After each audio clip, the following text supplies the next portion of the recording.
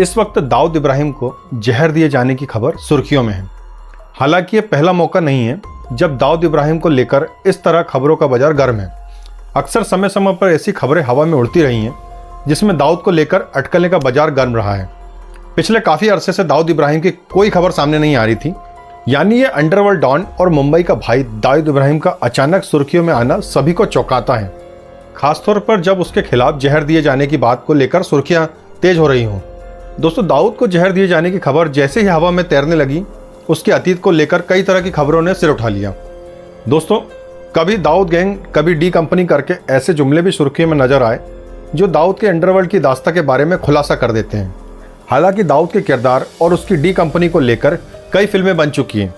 साथ ही कई किस्से और कहानियों में भी इस बात का खुलासा किया गया है कि दाऊद इब्राहिम अंडरवर्ल्ड की सबसे मशहूर डी कंपनी का मुखिया था। लेकिन अभी तक ये बात बहुत कम लोग जानते हैं, आखिर उसने ये मशहूर या बदनाम डी कंपनी बनाई तो बनाई कैसे। दोस्तों, 1955 में महाराष्ट्र के रत्नागिरी जिले में जन्मे दाऊद इब्राहिम कासकर दरअसल एक पुलिस कांस्टेबल का बेटा था। पिता इब्राहिम कासकर मुंबई पुलिस में थे, लिहाजा पूरा परिवार रत्नागिरी से मुंबई की डोंगरी में आके इस इलाके में बस गया था। ये 70 के दशक का दौर था। दोस्तों, उस वक्त मुंबई में हाजी मस्तान गैंग छाया हुआ था। दोस्तों, जिस दौरान दाऊद का नाम मुंबई के छुटवैया गुंडों के बीच बड़ी इज्जत से लिया जाता था, उसी दौर में मुंबई के अंडरवर्ल्ड में दो गैंग का सिक्का चलता था। एक था हाजी मस्तान का गैंग और दूसरा था करीम लाला का गैंग।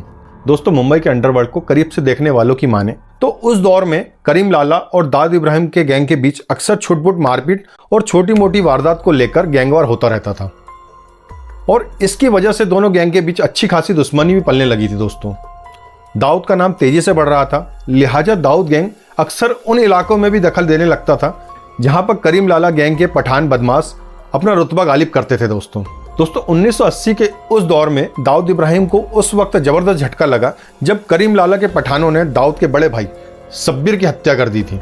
दोस्तों, इस हत्या से दाऊद बुरी तरह से बौखला गया था और वो करीम लाला की गैंग से बदला लेने की फिराक में लग गया। यहां तक कि दाऊद इब्राहिम ने करीम लाला को मारने की प्लानिंग भी शुरू कर दी थी। दाऊद के गैंग के लोगों ने करीम लाला के गैंग में कई हमले किए, मगर उन्हें अपनी मनमाफिक कामयाबी नहीं मिल रही थी। तभी एक रोज मुंबई की सड़क पर करीम लाला का दाऊद इब्राहिम से आमना सामना हो गया। दोस्तों, उस रोज मुंबई की सड़कों पर लोगों ने जो तमाशा देखा जिसे सालों तक कोई नहीं भूल सका, क्योंकि करीम लाला ने दाऊद को पकड़कर जमकर पीटा। करीम लाला ने दाऊद इब्राहिम को गिरा दिया और गिराकर लात घूंसों से पीटना शुरू कर दिया। दोस्तों, इस पिटाई से दाऊद की हालत इस कदर खराब हो गई थी कि उसे अस्पताल में भर्ती करना पड़ा था। दोस्तों, इस मार का यह असर हुआ कि दाऊद इब्राहिम ने इसके बाद कभी भी करीम लाला को चुनौती नहीं दी। कहा तो यह भी जाता है कि इस पिटाई का असर इस कदर दाऊद पर हावी हो गया कि वो उसके रास्ते से ही हट गया।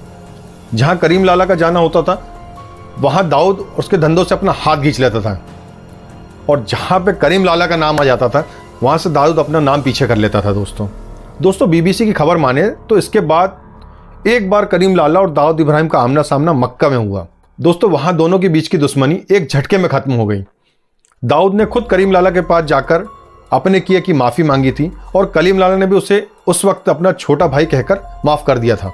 इस मुलाकात ने उनके बीच की दुश्मनी को हमेशा के लिए खत्म कर दिया था। दोस्तों, लेकिन इसके बाद से हालात कुछ ये हुए कि मुंबई में दाऊद इब्राहिम का नाम तेजी से अंडरवर्ल्ड में छाने लगा और करीम लाला का रुतबा धीरे धीरे खत्म होने लगा। दोस्तों, कहा तो यह भी जाता है कि करीम लाला के कई गुर्गों ने पठान गैंग को छोड़कर दाऊद इब्राहिम की गैंग को ज्वाइन कर लिया था। अपने गैंग को बढ़ता हुआ देख दाऊद ने मुंबई से बाहर निकलकर विदेशों में तक अपने पैर जमाने शुरू कर दिए थे। दोस्तों, अपने गैंग के गुर्गों की तादाद बढ़ना और विदेशों में अपने पैर जमाने की वजह से दाऊद इब्राहिम ने अपने गैंग को एक कंपनी की तर्ज पर चलाना शुरू कर दिया और वहीं से वो डी कंपनी का मुखिया बन बैठा। दोस्तों, ये थी क्राइम चौपाल की एक कहानी। वीडियो अगर आपको पसंद आता है तो प्लीज़ इस वीडियो को लाइक करें, क्योंकि आपके एक लाइक करने से दोस्तों यूट्यूब हमारे चैनल की रीच को आगे बढ़ा देगा और ये वीडियो को ज़्यादा से ज़्यादा लोगों तक पहुँचाएगा। आज अपने शब्दों को विराम देता हूँ दोस्तों। कल मिलते हैं एक नए एपिसोड के साथ। तब तक अपना ध्यान रखें दोस्तों।